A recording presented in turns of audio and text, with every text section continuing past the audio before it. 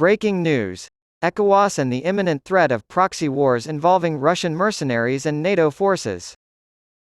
Avoiding foreign interventions that could lead to the destruction and agony evident in Syria, Yemen, Libya, and Sudan may have influenced the hastily declared resolution of the Economic Community of West African States, ECOWAS, to deploy troops to restore democracy and reinstate the ousted President Mohamed Bazoum of Niger Republic, following the military takeover of power on the 26th of July.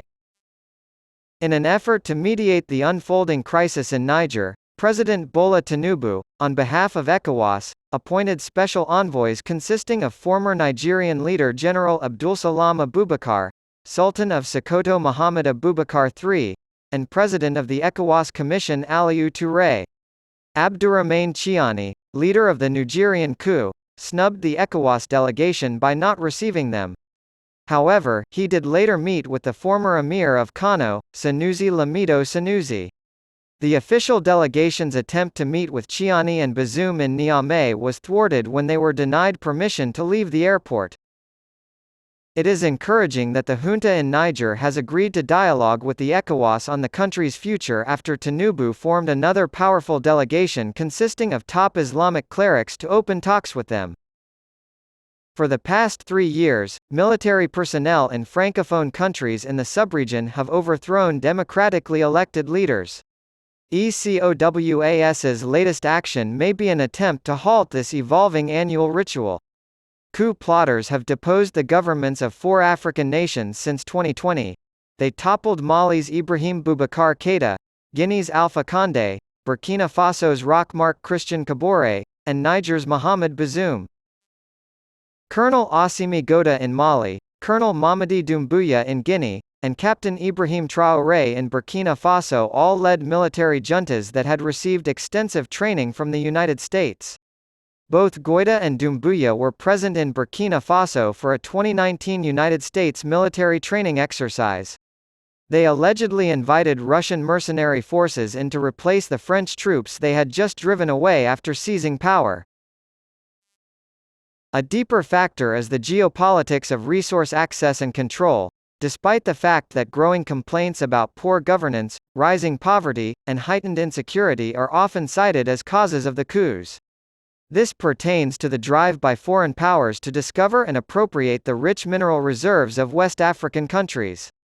Niger and the surrounding subregion have been experiencing rising tension due to imperialist and economic rivalry between the East and the West.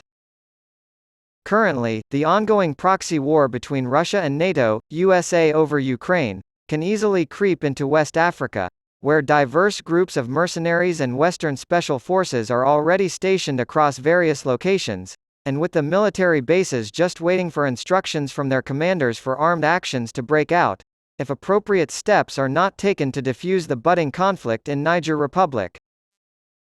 Crude propaganda often serves as the initial spark for military actions and interventions, which are then carried out on the battlegrounds. In covering the conflict in Ukraine, for example, Western media have been shown to be blatantly biased, engaging in a form of psychological warfare by spreading only one side of the story and cherry-picking the facts to support their claims while ignoring or downplaying the other side. Promoting a highly inflammatory and pernicious form of war journalism, rather than striving for fair, conflict-sensitive, and objective reports towards the promotion of peace. It seems like this is accomplishing what we want it to. In a similar vein, the Western media's conspiracy regarding the alleged accumulation of WMD in Iraq and the democratization campaign in Libya led to the overthrow of the governments of those countries, the assassination of their respective leaders, Saddam Hussein and Muammar Gaddafi, and the deaths of countless innocent civilians at the hands of the United States and its allies. It is imperative that West Africa is not the next theater of a proxy war between foreign powers driven by agendas that are far from the liberation of the subregion and larger continent, as seen in the tragic case of poor Ukraine, which has become the battleground for the flexing of muscles between Russian mercenaries and Western, US, NATO, special forces, with attendant devastation that would take several years, if not decades, to recover from. The Wagner Group of armed mercenaries, which executes the Russian government's military cooperation agreements, has made a significant impact on the continent, particularly in a number of West African states, despite the absence of Russian military bases there like those of the United States and France representing NATO. The group, founded by Yevgeny Prigozhin as a private military company, operates with the approval of Russian President Vladimir Putin, while Wagner's fighters are hired by African leaders for regime protection and to consolidate their holds on power.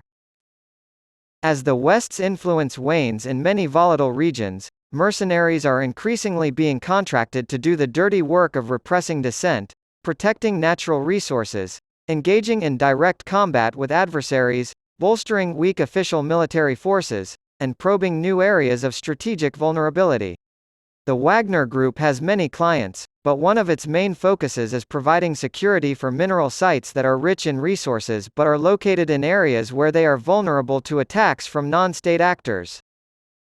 While mercenaries run amok in Africa, NATO through the United States maintains joint military exercises with other allies and partners in adjacent territorial spaces across the continent.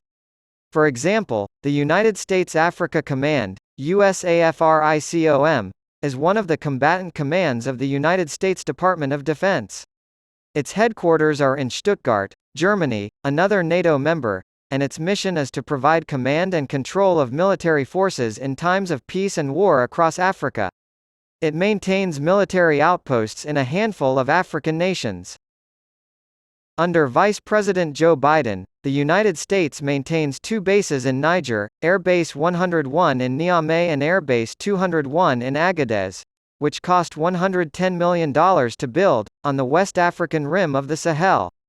The United States has conducted counterterrorism operations in Niger using both Special Operations Forces and unmanned aerial vehicles and drones from the United States Air Force. The United States and its NATO ally France have increased their presence in Niger after being expelled from other Francophone countries in West Africa. They have also sent hundreds of operatives to the southwest of the country, near the Malian border. Historically, France's operations in Mali used Niger primarily as a transit base. And just recently, in May 2023, Niger accepted 1,500 French soldiers on its soil to bolster its armed forces, in a new strategic partnership, at a time of great security threat.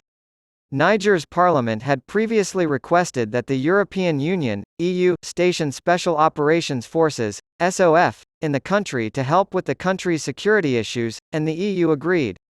Keep in mind that the 27 EU members and the 31 NATO members, of which 22 are members of both organizations, share a common interest in maintaining international peace and security. Important military operations within the ECOWAS region have also been conducted jointly and covertly by the United States and France's special forces. Recall that in 2020, American Philip Walton, age 27, was kidnapped in Niger and rescued by U.S. Special Forces who secretly entered Nigeria and killed several kidnappers. Similarly, French aircraft responded quickly to the 2017 Tongo ambush, where armed terrorists ambushed U.S. and Nigerian soldiers, ending the firefight. Although many soldiers on both sides were lost during the military intervention in Niger, many others made it out alive. Some Nigerians continue to be reckless with their words and actions, despite ECOWAS's best efforts to bring an end to the crisis in Niger peacefully. People who have never lived through a civil war or a military coup should be ashamed of themselves for calling for a military intervention in the world's most populous black nation. Under President Ahmed Bola Tinubu's leadership, Nigeria is currently governed by a democratically elected government. Any attempt to overthrow this government would not only result in the breakup of the country, but would also cause each region to face massive security threats that it can hardly handle. Take into account the explosion of terrorism in the northeast, banditry in the northwest, kidnappings in the north-central, volatile militancy in the south-south, violent secessionist agitation in the southeast, and cultism in the southwest. There will be no more willing participants in any campaign for national unity from any one region. I agree with the recent position of the Ariwa Economic Forum, AEC, that urges ECOWAS to allow the socio-economic reality of Nigerians to govern their choices and supports the deepening of democratic principles in the subregion. The forum urged that, while sanctions should be directed at the military junta and its cronies, measures should be taken to safeguard innocent citizens, particularly those who are particularly vulnerable, such as merchants.